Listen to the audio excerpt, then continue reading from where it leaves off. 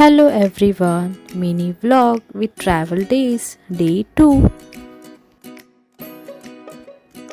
Finally आम्ही पोचलो घरी. गावच्या घरी म्हटलं की सगळेच एकदम एक्सायटेड असतात. गावच्या वातावरणात राहण्याची मजाच काही वेगळीच असते.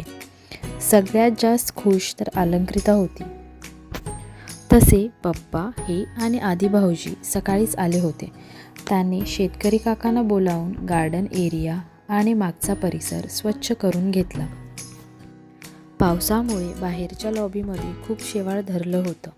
हाय प्रेशर वॉशरने अंगण, लॉबी आणि पूर्ण घर वॉश करून घेतलं.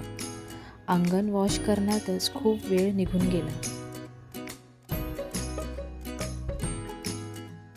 त्यानंतर आम्ही डेकोरेशन करून घेतलं आणि ॲज ऑलवेज आम्हाला नाईट क्रेविंग झाली होती म्हणून मी रॅमन नूडल्स बनवले. That's it.